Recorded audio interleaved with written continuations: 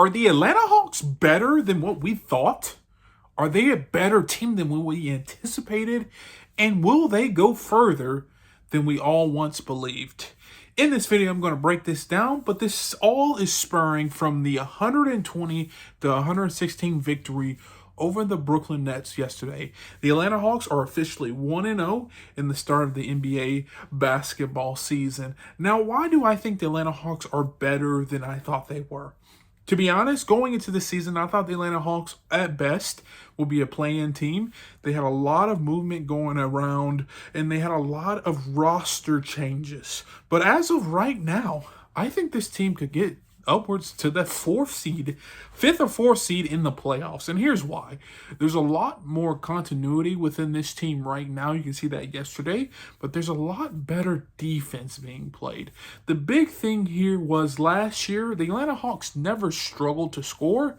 They always struggled to defend players. And we saw yesterday, the Atlanta Hawks are a better defensive team from top to bottom. Now, we had great acquisitions like Dyson Daniels, who added to that with his, I think he had 5 steals and a block game yesterday. We had Zachary Richichet, and we brought a bunch of length in to support Trae Young, and that was evident yesterday.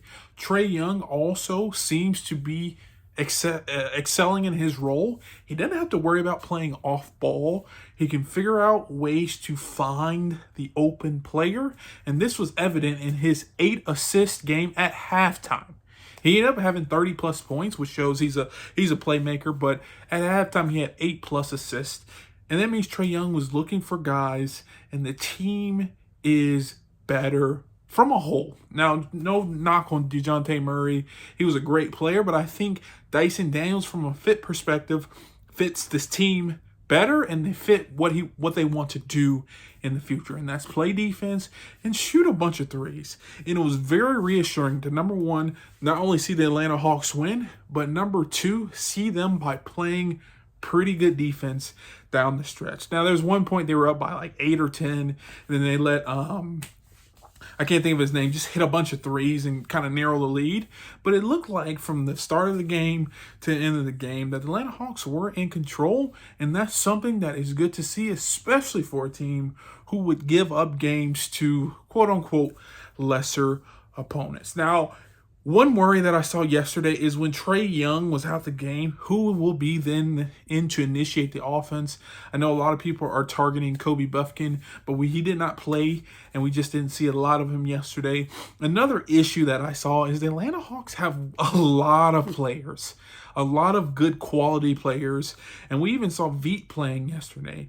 And I think going forward, all 10, 12 players, these quality players, aren't going to be able to play in a playoff game. So I think maybe figuring out a way to kind of slim down the roster a little bit, bring in another acquisition by not trading your big time staples of this program, but maybe trading a few players to get another additional player who can help within this rotation.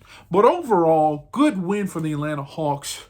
They're 1-0, and they beat an opponent who I think is a little better than people anticipated them to be. The Brooklyn Nets have size. Ben Simmons is playing decently, and they had some scoring. So the Brooklyn Nets will be fine. There will be a team that will sneak up in the playoffs at the end and maybe upset someone in the first round. I don't think that, but they'll be in the playoffs because of the length, size, and their ability to score. But go win for the Atlanta Hawks.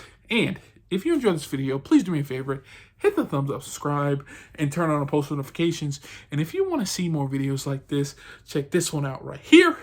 And like always, peace.